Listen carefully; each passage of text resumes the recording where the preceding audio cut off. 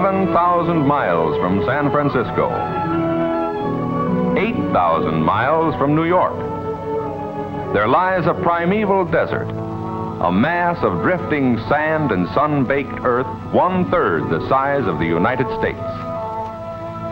A place of ancient glories, long ago a center of thriving trade where came the merchants from India and China to barter their wares for the spices and the incense. Pearl, evil days came upon the land, and for centuries fell into eclipse and remained until very recent years remote, unknown, and isolated. Most of its people were the Bedouin camel herders and shepherds who roamed the arid, hostile wastes from one oasis to another in the wake of scattered rains which produced short-lived patches of vegetation. Monotony and poverty were the common lot. But in their abiding faith, they found solace. For religion is not worn like a cloak in the Arab land. It is a vital part of every good Muslim's life. Muhammad united the Arabs, purified their customs, bound them into one people, and filled them with a great faith. 5 times a day, even the humblest Arab stops his work, faces Mecca, and intones the sacred words of the Quran. La ilaha illallah wa Muhammad Rasulullah. There is no God but Allah, and Muhammad is his prophet.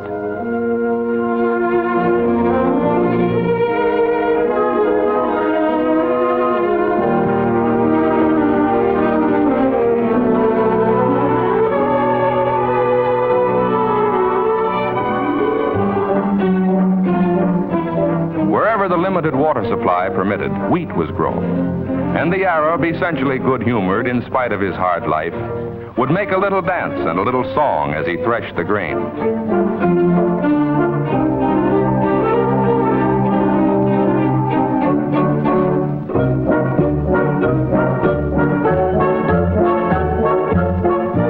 He winnowed out the wheat by letting the wind blow the chaff away.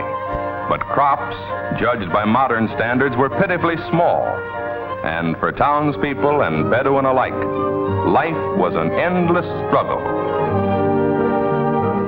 None of them knew that this desert, barren of natural resources to the outward eye, had been blessed by nature beyond the wildest dreams of those who raided and struggled for life across its sandy, wind-swept wastes.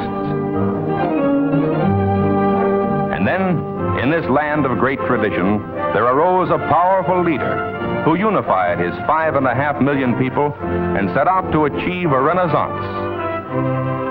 His Majesty Abdul Aziz Ibn Saud, King of Saudi Arabia. He had faith that somewhere within these far-reaching sands was the key to a richer life for the Saudi Arabs who so long had known scarcity and want.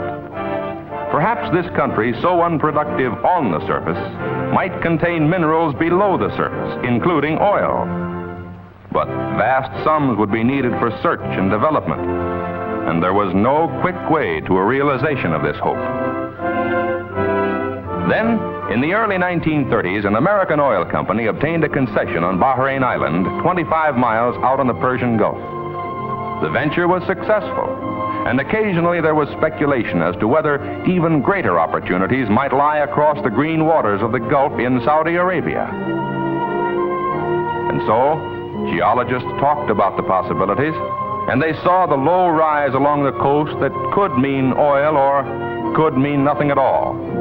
They debated and debated, and finally recommended that the risk be taken. But whether these unknown sands would justify the outlay of millions of dollars was still a decision that had to be made by the company directors in San Francisco, 11,000 miles away. They knew it would mean sinking into the desert the money of thousands of stockholders in a project that might well end in complete loss. Such decisions are not made lightly, and many an hour of study and debate had occupied many men before the company sent the late Lloyd Hamilton, one of the great figures of Middle Eastern oil, as emissary to Arabia. On May 29, 1933, after weeks of discussions, there was a meeting at Qasem Palace on the outskirts of Jeddah. It was there that Saudi Arab government officials representing His Majesty signed a concession covering roughly 320,000 square miles. This was the starting point of a new American business venture abroad. But ahead, there was a long, long distance to travel, a huge investment, years of effort, and no end of patience and perseverance. Most important of all, the job would require men, hardy men, determined men, men who were willing to leave families and friends and journey halfway around the world on a quest that might end in failure. Men who could face hardship and monotony and still take it. Men like Paul Strong. Paul Strong had never heard of Saudi Arabia when he was asked back in 1938 if he would like to go there. That answer was easy for him. He would not like to go. For his money, give him the peace and quiet and comfort of the small American town where he'd lived since he finished college just a few years before. The company sought out other men. Sought them where men are always found when the chance of pioneering is offered, across the breadth and depth of America, on farms, in small towns, in great cities, and each man had his own problems to weigh, each his own decision to make, for they were being asked to make a life career of oil in Arabia. They weighed and decided, and gradually they began to arrive. Carpenters, machinists, riggers, technicians, drillers, executives too, eager to extend a welcoming hand clasp to the new arrivals. And who is that over there? Why, sure enough, Paul Strong. Paul had forgotten back in the States that he had that traditional American characteristic, a hunger for adventure and challenge. He and the others had come to learn of the Middle East, and they found the going was tough. Few outsiders had ever before been beyond the treaty port of Jeddah, and the Arabs were suspicious of these strange newcomers. Many of them were frankly hostile and were quite ready to show their feelings.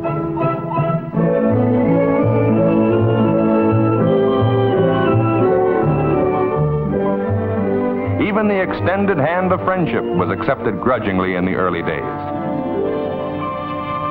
On top of all this, it was hot.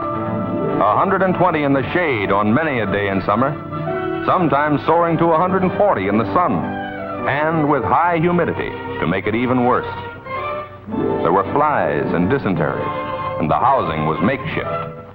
There was little to do except work, and life seemed rugged indeed. Here in such a setting, they prepared to search for oil. The geological crews combed the blistering desert month after month, searching for places most likely to yield petroleum. Instruments and calculations indicated the best prospects, but the geologists knew what many laymen don't, that the only way to know whether or not oil exists in any one place is to drill for it. Finally, they drilled the first well. They found oil, but not in commercial quantities. It was not encouraging. They drilled again, no luck. And again, still failure. These were dismal days, and here and there a voice would say, "We're licked. Let's admit it." But there were stubborn men in the field and in the San Francisco office who did not have enough sense to quit. The kind of senseless men who all through history have done such foolhardy things as believing that steam could run an engine, or that crops would grow on the deserts of California, or that a voice could carry over a wire. It was men like these who said, "We'll drill deeper," who drilled and failed once more, and saw their careers and their reputations burning away beneath the desert sun. And then, at Dammam, it happened. Oil in commercial quantities had been brought in after 3 long, discouraging years. This was the goal toward which they had striven. This was the victory that faith and sweat had bought.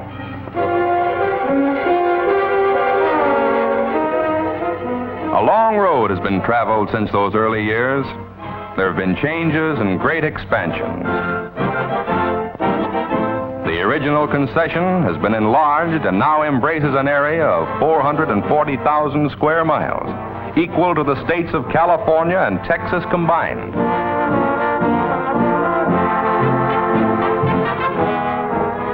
Since that first paying well established Dammam as a major oil field and Saudi Arabia as an oil country, other fields have been discovered.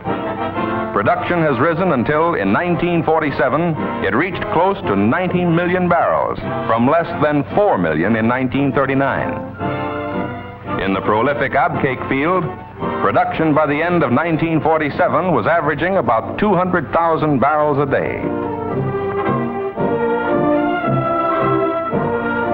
Oil from Abcake is sent by pipeline to Dhahran, about 40 miles away.